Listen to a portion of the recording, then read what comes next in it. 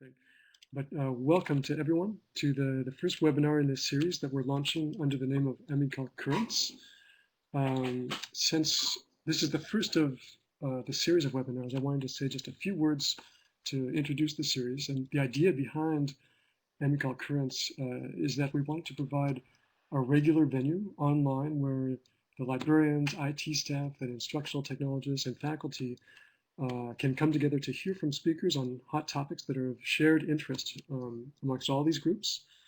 And the attendance at this first webinar, we've limited it to just folks from AMICAL member institutions, in part because of the technical limitations of our Adobe Connect license. But we're hoping that in the future, maybe to expand the series, to open it up to public participation, partly to raise the visibility of the AMICAL consortium and its members and what we're doing as a group. So we'll see how this goes, and maybe open it up for public participation in the future.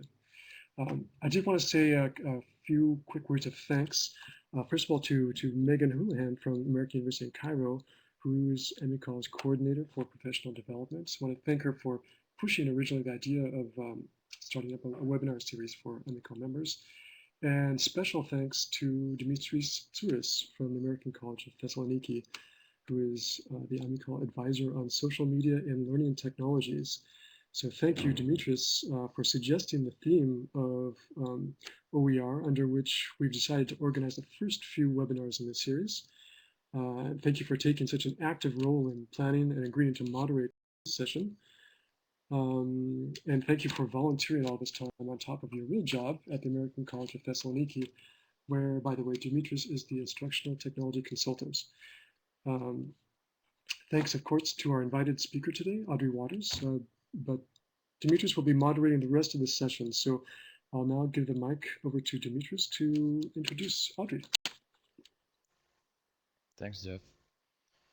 It's a great pleasure to have Audrey Waters today with us to talk about this acronym, OER, Open Education Resources. Audrey is has a very interesting path. She's a journalist who specializes in education technology.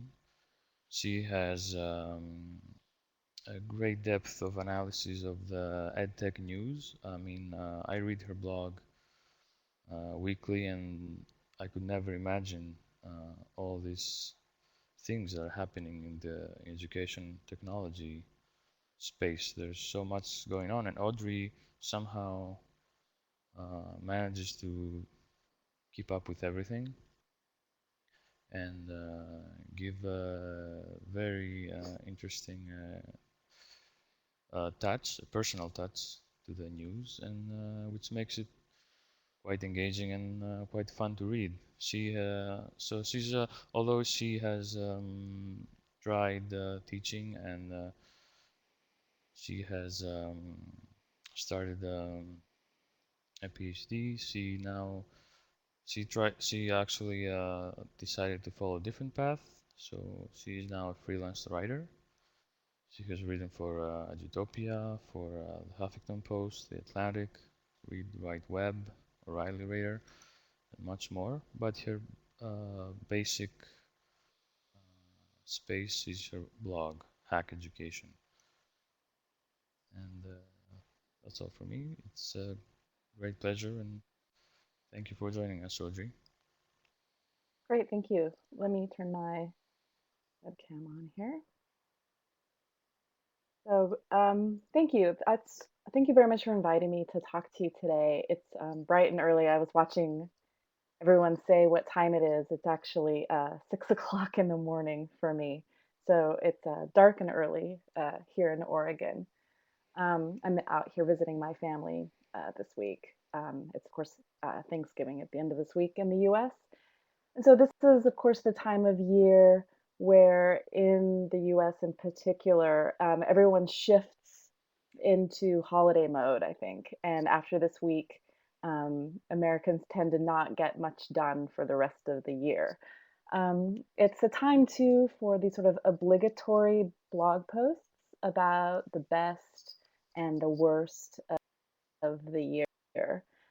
And I'm afraid I'm one of those people who sort of contributes to the number of sort of year in review posts. That's actually how I spend my holidays between Thanksgiving and the end of the new year, or the end of the year, is reviewing all of the things that have happened in education technology over the course of the last 12 months, trying to identify what the major trends are, where we've been, and where we're headed.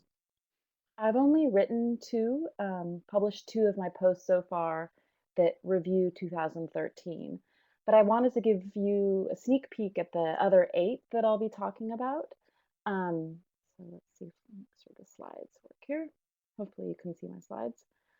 Um, so as you can see here, these are the ideas that I've chosen as the top 10 EdTech trends of the year. The first one that I've already written a post on is this notion of zombie ideas. And I think that if, for those of us that are, I think have been in education and in education technology for a while now, this notion of a zombie idea is something that the economist Paul Krugman talks about, that these are ideas that are just won't go away. Even if we've sort of proven that they're terrible ideas or proven that they're scientifically inaccurate, that there's something about ideas, these ideas that just sort of always return from the dead. And I've seen a lot of that in education technology this year. Interestingly enough, we saw a return of people telling us that they were building portals, for example, something that's very reminiscent of, I think, early or late 90s sort of education technology. We saw a lot of people who are building search engines again. So this notion, not that those are necessarily bad things, but this notion that we're seeing a return again of a lot of undead ideas in education technology, and certainly the politics of education technology as well. That it's very difficult for us, even if we want to have a conversation about teaching and learning and technology, we find ourselves always, I think, having to talk about policy, having to talk about politics, having to pay attention to power and what that looks like when it comes to the kinds of decisions that we can make. In the US, at least, standards have been have dominated the conversation, particularly in elementary and high school, the K through 12 school system here, with what's called the Common Core State Standards, a new curriculum, sort of a set of guidelines to talk about what standards students should be able to know and how we'll build a curriculum around that. And then, of course, MOOCs. I don't think a week's gone by this year without me in my weekly news roundup talking about MOOCs in some form or another. The maker movement and learning to code are also very popular trends this year. This idea that there's a shortage of science, technology, engineering, math students, that everyone needs to learn to code. And the maker movement is this idea that we really want to reinstill project-based learning, hands-on learning, do things in the classroom and out of the classroom that are getting kids loving to build and make and create technology, not just be consumers of technology. Another trend this year has certainly been the explosion, or continuing trend, I would say, the explosion in the amount of educational software that we're seeing developed or adopted by schools, particularly the iPad, particularly tablets, other tablet makers as well. Of course, data, big data is a buzzword, learning analytics, more and more schools adopting tools and trying to say that they are sort of data driven, that they're interested in being able to pay attention to all sorts of data that students might be generating in order to help students become sort of more proficient, move through the education system more efficiently, that we can sort of personalize education around them. But of course, privacy has become a huge issue in technology in general. I think this year with the revelations about the NSA spying, I think that we're having a lot of second thoughts. A lot of people are sort of really pausing to stop and say, what's going on? What are we tracking? Who's tracking it, and why? I'm of course very interested in this notion of openness, What does it mean to be open? What does open education mean? What does open source mean? Open license? And how is that being used as a branding, as a marketing vehicle by others? Um, in the US, the continued pressure of college costs, growing student loan debt, increased tuition has a new trend, I would say, or we're starting to see more and more people look to do something different, to experiment around education. MOOCs might be part of that. Badges, alternative sorts of credentialing might be part of that. This notion of competency-based education, and if in several US states, trying to get the degree down so that it only costs $10,000, which is uh, certainly vastly cheaper than most degrees. And then, of course, the business of ed tech. We're continuing to see an incredible amount of investment dollars flow into education technology startups. We saw two education companies have an IPO this year, Chegg, which rents textbooks, and textbook publisher HMH IPO'd, but really we're seeing a lot of investment in young startups. So really those are the trends. But I think if you notice throughout almost all of them, MOOCs appear tangentially in almost all of those. MOOCs, in some ways, I would say, have sort of sucked almost all of the oxygen out of the room in ed tech this year, particularly in higher education. MOOC's influence, I think, appears in, like I said, in almost all of these trends. You can see that in the politics of ed tech. Attempts in California, for example, to legislate MOOCs for credit for high demand classes, the business of ed tech, the amount of investment that's raised, for example, as well as the use of MOOCs in almost every press release that I've received. And again, as I said, this invocation of openness. It's amazing what counts as an open online course these days.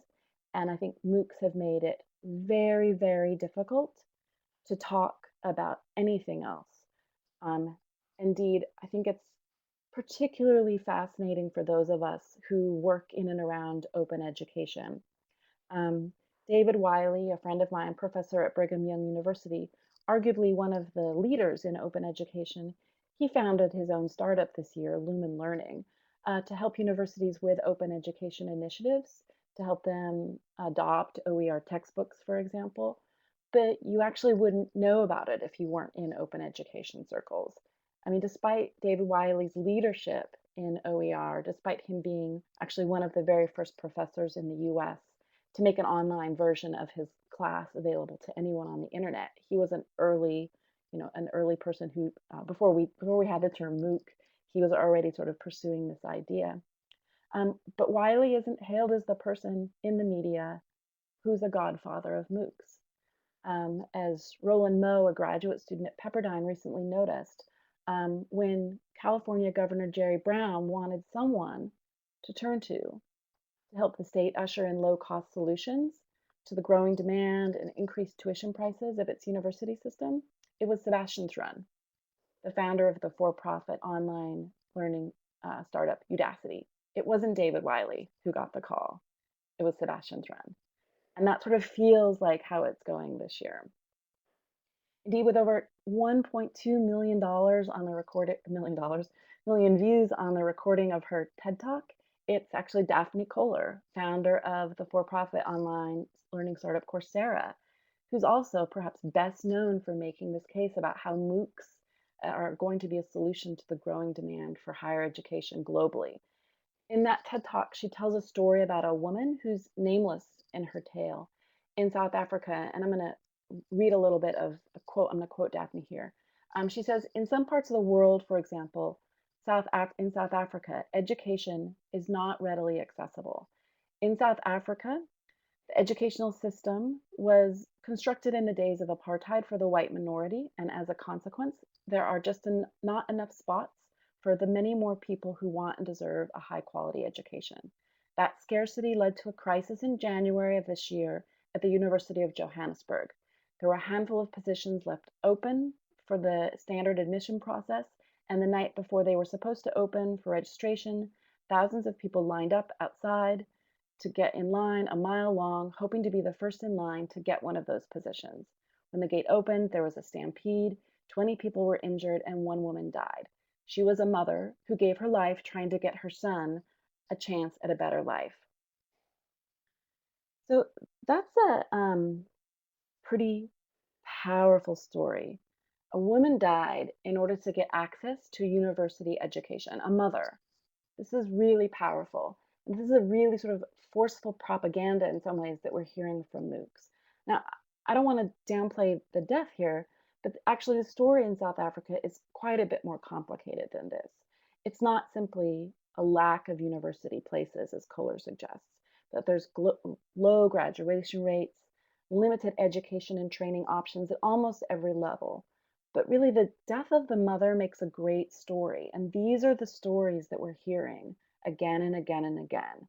The Boy Genius of Ulaanbaatar was a New York Times version about a young boy who was entering MIT thanks to taking MIT's MOOC courses back home.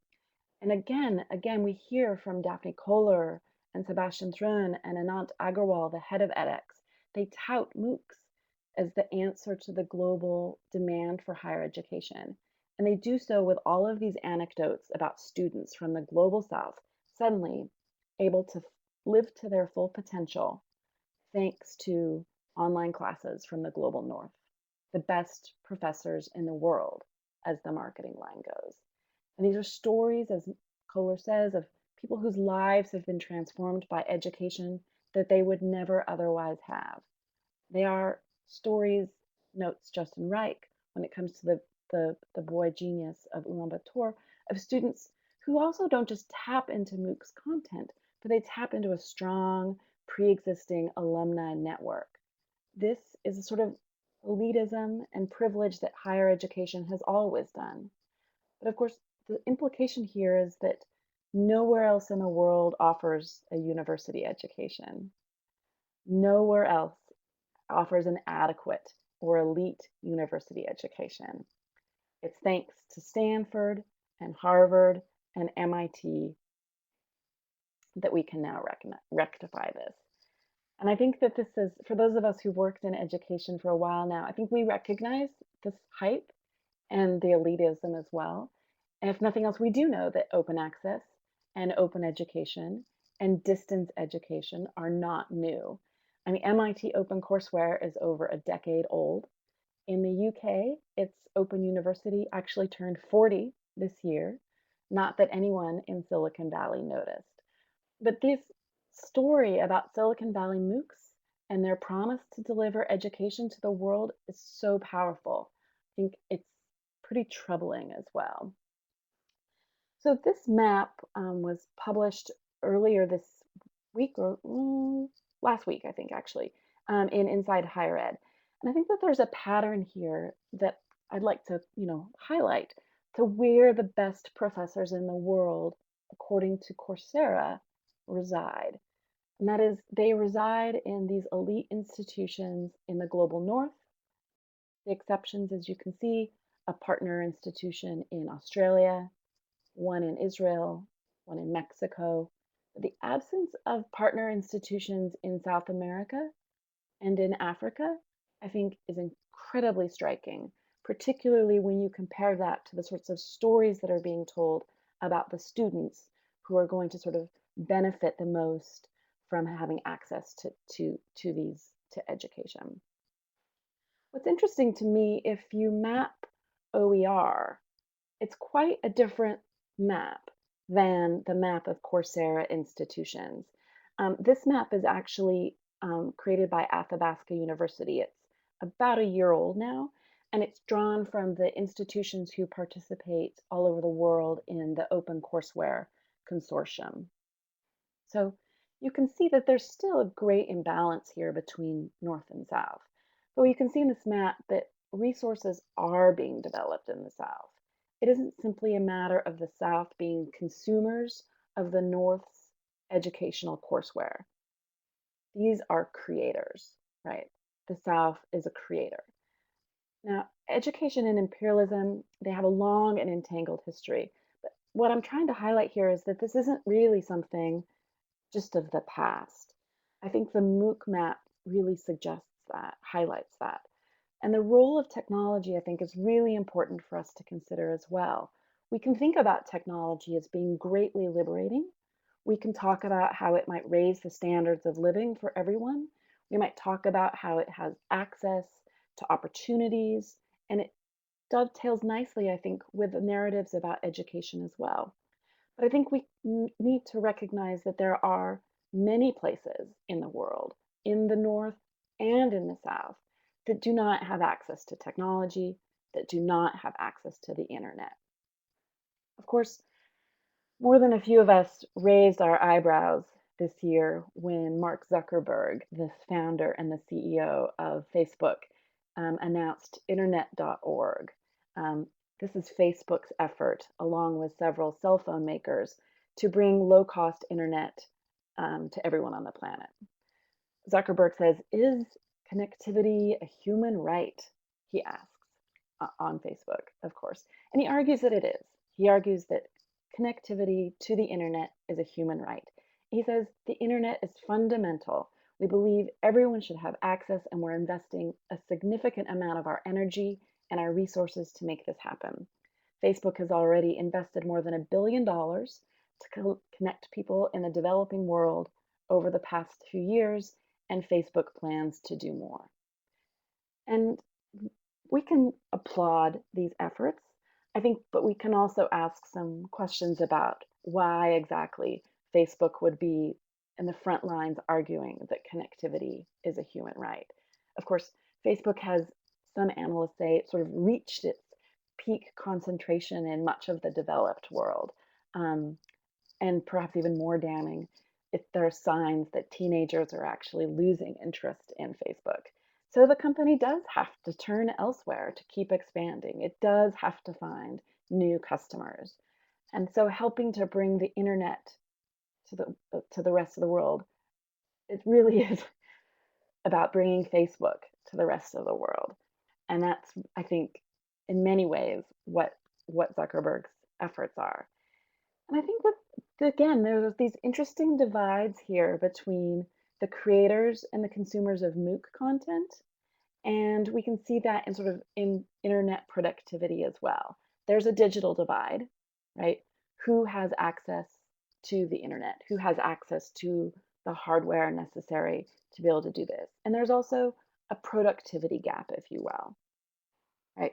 Who's actually making and creating things online? And I think we should ask, do we think Facebook will rectify that? Do we think MOOCs will? Do we think MOOCs plus Facebook will? Um, I'm going to go out on a limb and say no. But that's not what Mike Peralt, Facebook's head of global policy development, suggested at a recent summit in Rwanda. He said that, quote, "I do think there's a tremendous opportunity in education which has not been realized yet, and that's connecting massive open online courses with Facebook so as to get education content out to a larger number of people." And of course, for me, this raises so many questions about advertising and eyeballs, and again, our data and privacy. These are all things that sort of Facebook has been notoriously, sort of notoriously bad about protecting. But Peralt says that MOOCs don't have a mechanism right now to distribute their content into places like rural communities in Africa. As time moves on, he says, we're going to be thinking about ways to going to think about social distribution. We're going to think about services like Facebook to get education into these communities. So I think as someone who spends a lot of time, so I think trying to be quite critical of some of these efforts or to be thoughtful as we move forward with more and more technology in our lives. Again, is the future of education, is the future of open education really up to Facebook? And if it is, I think we have to ask, what do we mean by open? The term seems like it's almost in danger of losing its meaning. I tweeted over a year ago what I called open washing, my definition of open washing, akin, I think, to this notion of greenwashing, which is sort of having an appearance of being open source, having an appearance of being openly licensed for marketing purposes, while still continuing these sort of proprietary and often predatory practices. I think, this word open in the acronym MOOC is really in danger of becoming that massive open online course. Again, what do we mean by open? Earlier this year, Udacity announced, for example, the Open Education Alliance. It's, quote, an industry-wide alliance of employers and educators in the service of students throughout the world. The Open Education Alliance will provide access to, quote, cutting edge and relevant post-secondary education that empowers individuals to pursue successful careers in technology. And David Wiley, of course, responded quite angrily in a blog post. Pardon my quoting him at length. David said, with a name like that, it's got to be good, right? Ponder that name for a moment. The Open Education Alliance.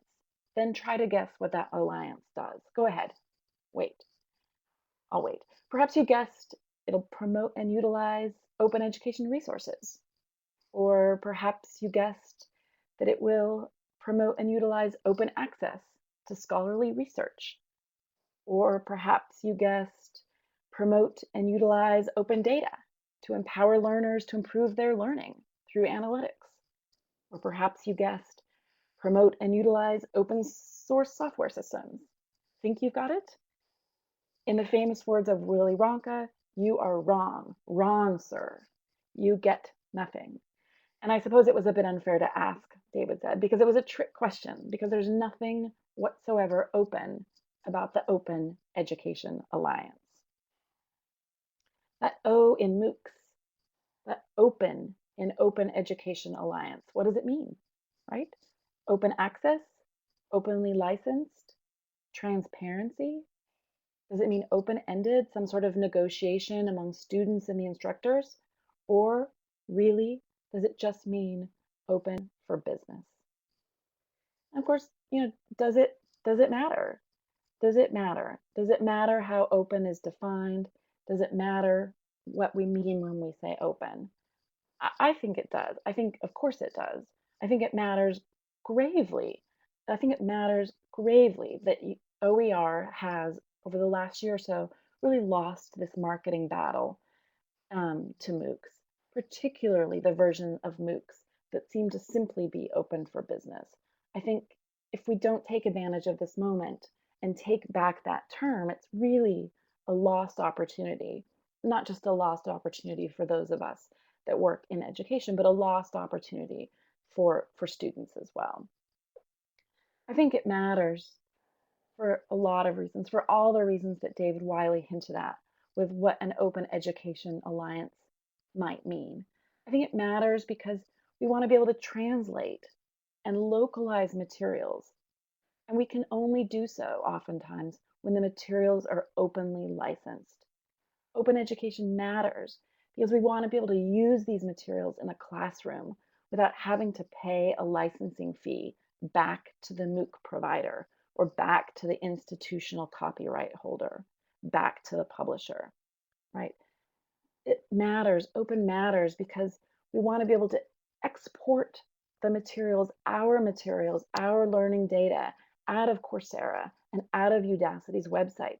These are sites that are becoming increasingly reminiscent of learning management systems.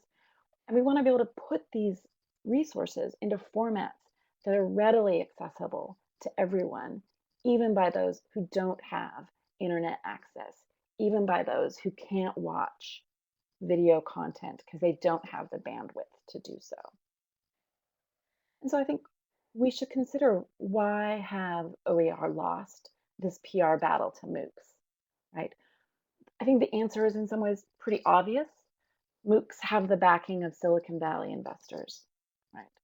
Everyone is sort of in awe right now of the technology coming out of Silicon Valley, Google, Apple, Twitter, Facebook. They've sort of captured the hearts and minds of journalists. And in the case of MOOCs, the hearts and minds of journalists who really know nothing about the history of education technology or practices of education technology. MOOCs have sort of captured the hearts and minds of op-ed writers like Thomas Friedman and David Brooks, who sort of write from this place of privilege, again, very disconnected from the everyday workings of the classroom, from disconnected from sort of what education looks like in a practical, substantive way. Of course, I think, there are problems with OER, perceived and real, and I think that MOOCs have sort of exacerbated some of this. MOOCs are described as interactive, whereas OER is seen rightly or wrongly, I think, as text-based, right? MOOCs have videos and forums and email reminders about your homework. OER is seen as sort of a remnant of a more text-oriented web. MOOCs are seen as something new and shiny. OER, and this is something that really sort of irks me about OER. OER are often still trapped in PDFs, which, despite being shorthand for portable document format, is not portable. PDFs were designed for desktop publishing. They allow computers to create print publications, but PDFs aren't a great format for digital reading, and they actually can't be read by computers, which is important when we're talking about creating new content for mobile phones, for example. PDFs aren't an open format. PDFs are a proprietary format, Adobe's proprietary format.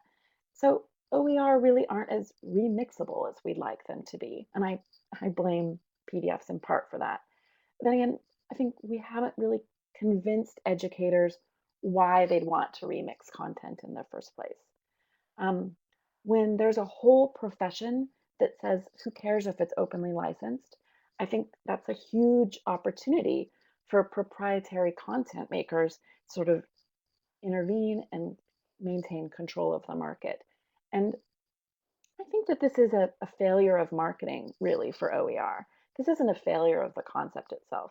It's a failure, I think, too, of sort of institutional constraints upon educators who really don't have time to remix, who don't think that they have time to do this, even though they care deeply, I think, about reusing material.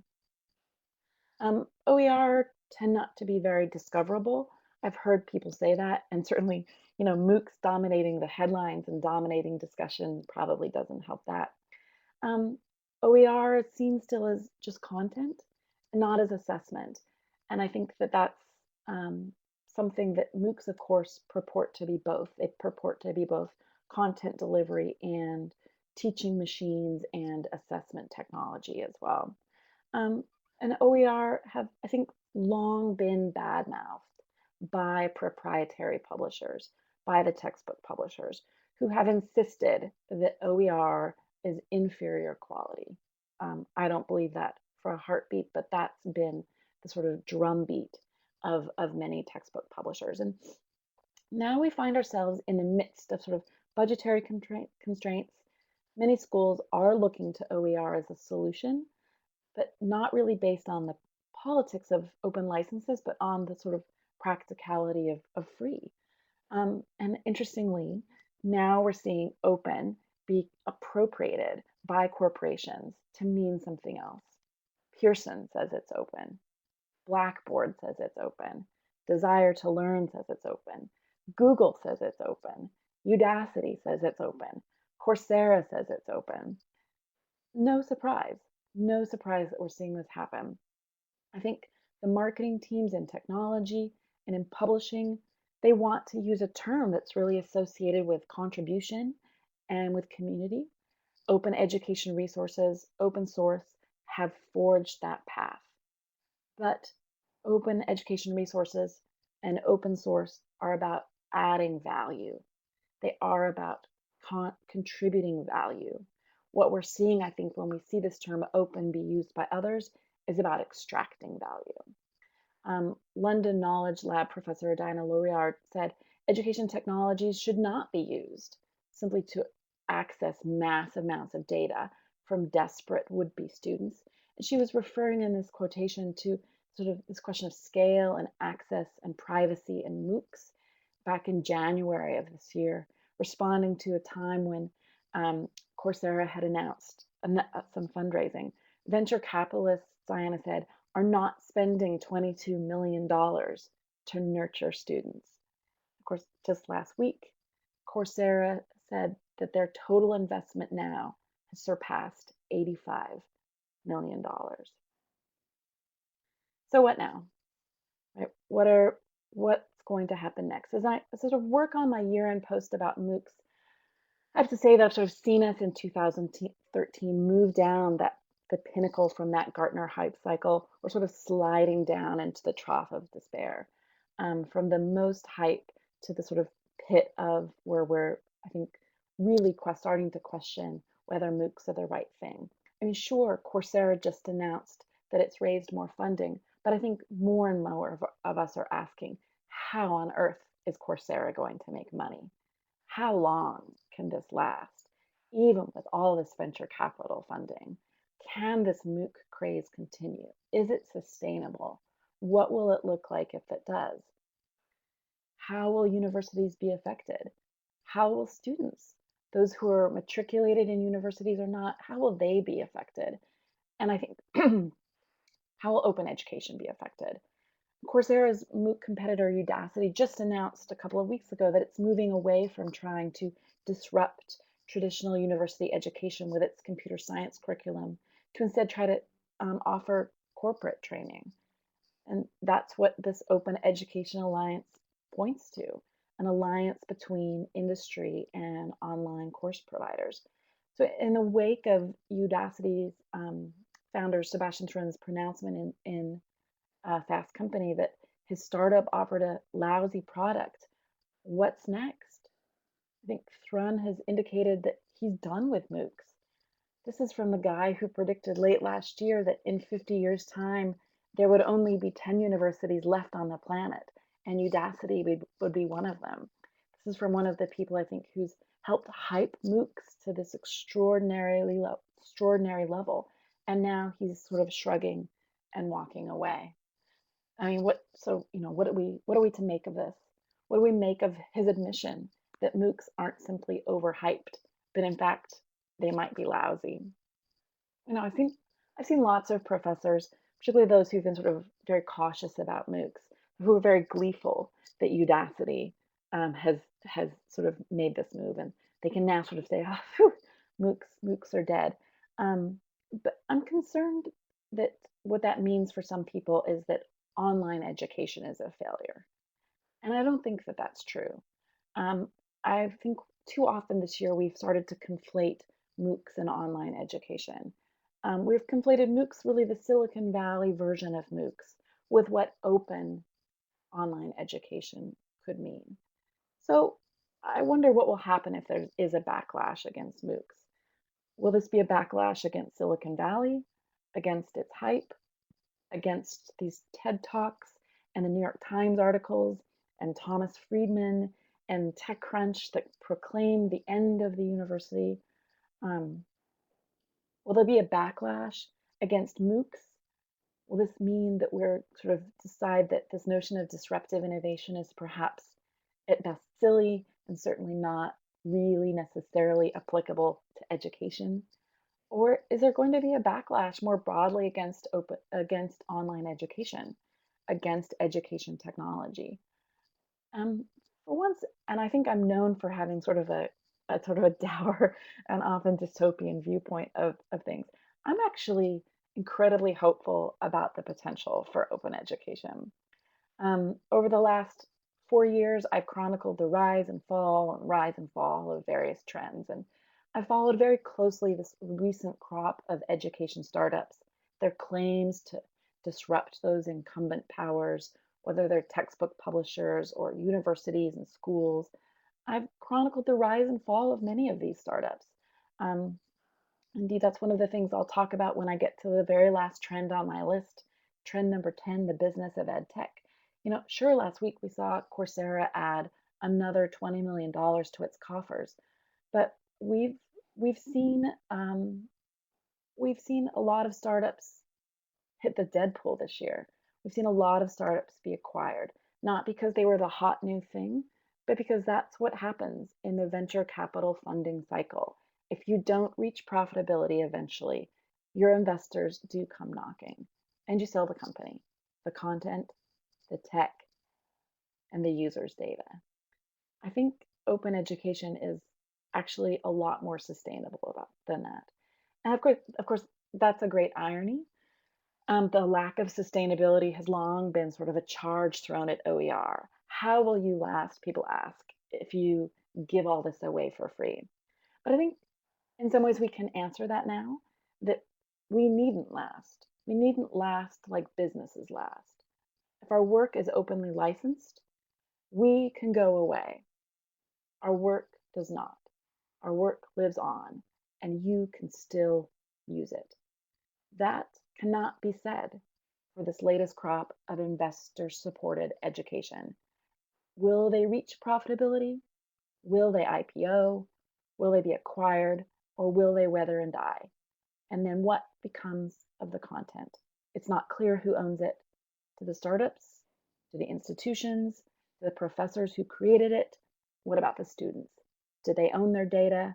Or are they simply, as sort of Mark Zuckerberg and Facebook posit, someone else's data, someone else's fodder for advertising, a data point used perhaps to make a better decision somewhere else along the line? So I think that the future of OER is really bright. I think that that's particularly true globally. I think Silicon Valley believes it has the answers for the world, but it doesn't, not even close. I think OER answers a gap that MOOCs have tried to lay claim to, sort of this necessity to provide resources for the world, the ability to translate and localize, the ability to empower, not just dictate, the ability to foster, not just indoctrinate, the idea that the best professors in the world aren't just those ones at Stanford or Harvard, but they are the educators who invite you into their office. They're the ones who look you in the eye and guide you forward. They take interest in your future, and they don't just take sort of an equity stake in your data. Those that are working in OER aren't just interested in content or skills. They care about people. And I think at the end, I'm betting on people. I'm betting on humans, not just software, not just algorithms as the next big thing. I really think that what we'll see in the future is the pendulum swing back more towards an ethic of care and away from the sort of business-minded focus that we've had. Great. Thank you. So are there any questions? I wasn't actually watching the chat go by, except for Dimitrius's link. So Thank you, Audrey. If anyone has a question, you can either type it in the chat, or you can click the button that has a, the hand. You can like raise your hand, and I can give you the mic. And until you do that, maybe I can answer a question. So Audrey, you mentioned LMSs and yeah. how they're systems that sort of lock your data in. And how I mean, we use an LMS, we use Moodle, which is open source here at Right. the American College of Thessaloniki. How do you make an LMS OER ready? How do you have to train the people who use it? What's the key in what you said about making content that's open? I think that, it was very amusing last year as Blackboard, who I think on the spectrum of learning management systems, sort of Moodle with the open source solution is at one end, and Blackboard I think is viewed as at the other end. And Blackboard said that they were going to start making, adding the ability to make your classes more open through the Blackboard system, and they actually put a Facebook button so that you share something to Facebook. Um, and I think that many of us sort of chuckled to say that's sort of that's a sort of insufficient effort towards openness. I think that one of the things Mhm. that no matter the platform that you use, that helps with this notion of openness for me in particular is thinking about the students' ownership of their own education. And this is one of the problems I think with with the learning management by design is that we have course content, whether it's the syllabus, the assigned readings, the forum discussions that students participate in, the ways that they submit their assignments. And then at the end of the course, oftentimes those are just shut down and the students lose access. They Mhm. lose access to their materials. There's really not a button that you can push. And actually, with Facebook or with Google, out. I took this class. It's the end of the course. I want my data out. I think that's um, that's a major step towards control in the hands of the learner and less in the hands of the software.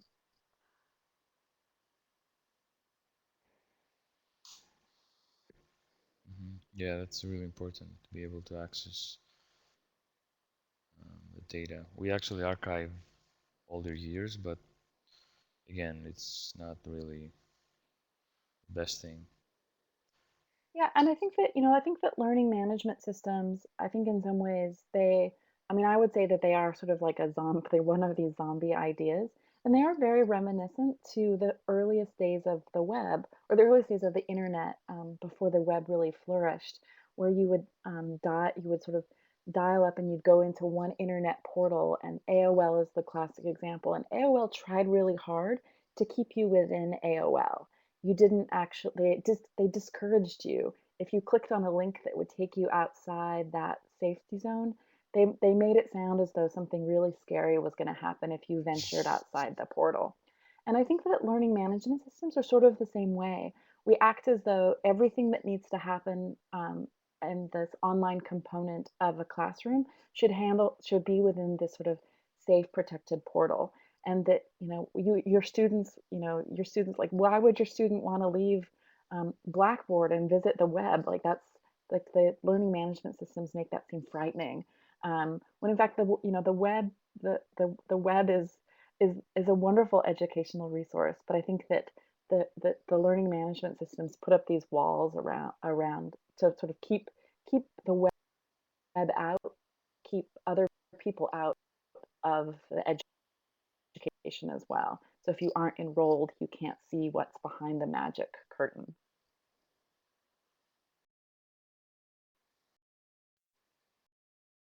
Mhm.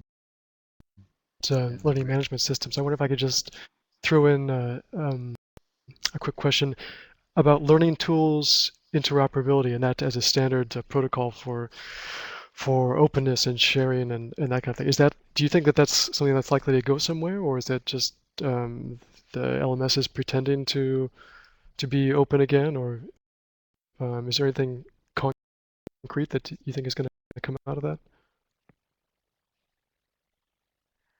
That's a really good question. I think that it's one of the things that the learning management systems have been very reluctant to do, because of course this notion that if you make it easy to get if you make it easy to get your data out, that if you make it too easy to get your data out, that schools will say, oh cool, we're done, we're moving to this other system.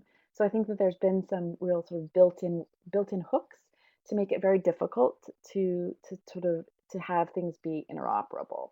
I do think that in structure, the learning management system in structure, I think it's sort of just born of a different era. It's very much more oriented towards the web. It has more APIs by design rather than as a sort of as an afterthought. And I think that it's certainly a lot further down the road than many other learning management systems are when it comes to thinking about interoperability and arguing for interoperability. It's hard because sometimes it's one of these things that sort of uh, tech oriented folks get really excited about. And when the rubber meets the road, it's hard to articulate to other people why this would be something that's important. So I'm not exactly, I'm not too sure how much traction it'll have until we can really demonstrate to professors and to administrators, but particularly to professors, that this is going to be something that saves them a lot of time, saves them a lot of data entry. For example, to easily be able to provision accounts in another tool that you're using. I think hopefully then we'd see the demand from users and not just the sort of the technologists' demand for things. I'm going to step in for a second because it looks like we might have lost Dimitris again. There's one question that just came up in the Q&A box, which I think that you can see, Audrey. It's from Glenda Claiborne at American University of Iraq, Suleimani. How about scalability? Can you bank on that? Can you bank that on people alone? Actually can't see the question, but I'll answer from what you've just articulated. Oh, I think that this, I think that that is actually what scales. I think that I do think that we can talk a lot about Silicon Valley loves this discussion of scale. I think that in some ways, scale just means replication. It means being able to spin up new servers and do the same thing in a larger and larger capacity. But I think that what the internet, for me, what the internet scales are human relationships, the ability to get more humans connected to other humans. And I think that that's a powerful ability to scale because it's not just about standardization and replication um, of content. It's actually still about relationships. And I think at the end of the day, education is about relationships. It's your relationship to knowledge, but your relationship with other people, with your peers, with instructors, and so on. I think that technology will enable us to have vast networks where we can connect to one another. But I'm less certain that just being able to sort of replicate larger and larger sort of the MOOCs are a great example of we've scaled up this sort of the size of a classroom, but what we forgot to scale in these MOOCs is the actual relationships between peers in a classroom and between the peer students and the professor. That's the current thing.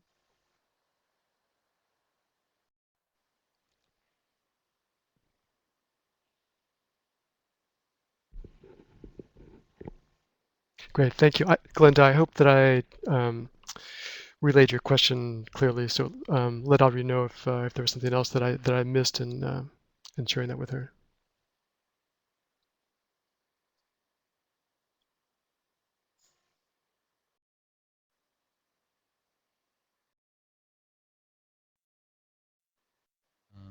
I briefly lost connection. I'm really sorry. I'm back.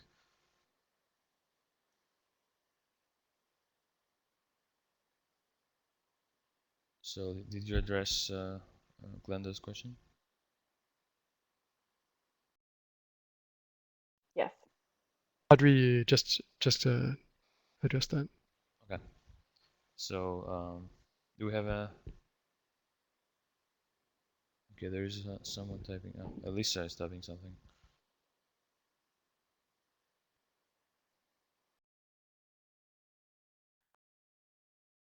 One of the things the question is, do we forget about these relationships in MOOCs? Is this a business and perhaps an anti-union decision? One of the things that fascinates me is that this crop of recent MOOC startups comes out of the artificial intelligence programs. So Daphne Koller and Andrew Ng and Sebastian Throne are all at Stanford's AI lab, and Anant Agrawal is from the computer science and AI lab at MIT. So in some ways, I think it might be a disciplinary a sort of an artifact of their discipline that there's a larger interest between the human relationship with the machine than there is with the human relationship with the human. I do think that certainly that we have seen sort of the business implications, this notion of being able to scale things dramatically, um, um, and the lure of the massive is something that businesses in Silicon Valley are often sell. How many signups have you got? How many, active monthly users? But I do think that there's something to me really interesting about this AI background that has made these individuals in particular less, I think, less aware of the social piece, less aware of the human, and much more interested in the technological solution.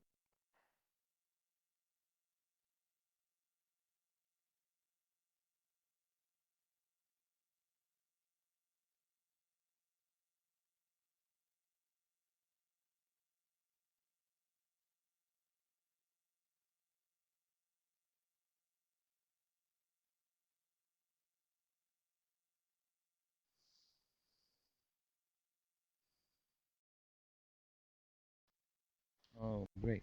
Can I ask something? Do we have any other questions? So what is the real barrier into using OER at a college or an institution just like any AMICAL institution? What is the biggest barrier from your experience? Um, I think that it remains in many ways that people are sort of still uh, unaware of OER. I think that certainly the textbook publishers in particular, they do a much better job of going around and knocking on doors, and sort of wooing faculty to use their products. I think that OER just tends not to have that same sort of um, sales sales piece to it. I think that I mean, I do think that we're seeing incredible OER adoption. It just doesn't come packaged in these stories the same way that move. The number of people who use MIT's OpenCourseWare is they have a phenomenal use, and it's actually grown since since uh, MIT's been offering these MOOCs. More and more people are using more and more of the MIT resources. And I think that MIT is a very well-known repository of content. I think that people now connect and know that they can. But I think that in some ways, I think that people still aren't really sure where to look, aren't really sure where to find the resources. And I think that copyright still is something that I think people find very confusing. Uncertainty about what they can use and how and why, in what cases. So I would still say that sort of people are largely, I think, unaware of the resources, where to find the resources that they need. And textbook publishers make it make that part a lot easier for them.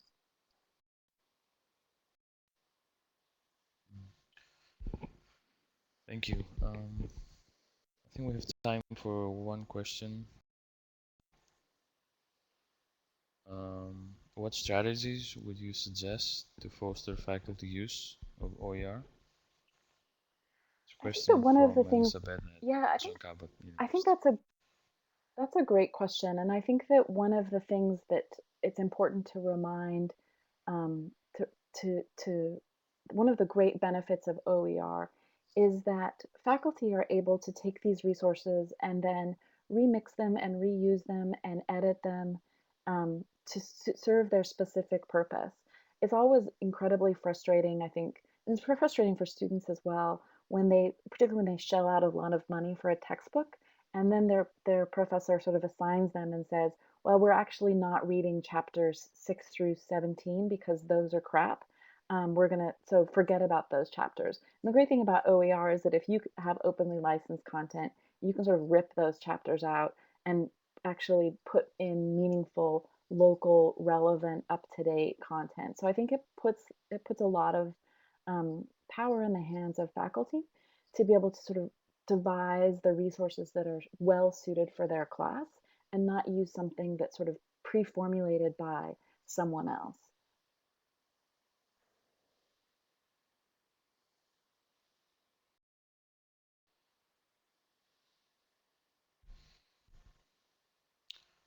And Jeff pasted something in the chat from Leonard from Kosovo. Are you reading that, or? Yeah, I'm reading that. Are laptop computers or tablet computers better for students? Sort of the gist of the question. I am on team laptop in this case. I think that tablets I think are great for very young students, very young ages. But I think that once you really have to do a lot of typing, once you need to do something more than just read and consume content, if you want to create content, I think a laptop is necessary. And certainly if we want to have people who are programming, people who are doing something, people who are actually building software, if we want students to be creating things that way, I think that a laptop is necessary. Tablets are nice, but I think laptops are far superior. And we see that now with Chromebooks being adopted by many schools in the US. Yeah. Great. Audrey, thank you very much. That was really thought-provoking, and I'm sure everyone enjoyed it as much as I did. We'll have the recording available for you as well, and everyone else interested to watch it again, or whoever wasn't able to make it. So thank you so much for coming, for joining us, and thanks to anyone who joined Thank you, us. Audrey. Thank you, everybody.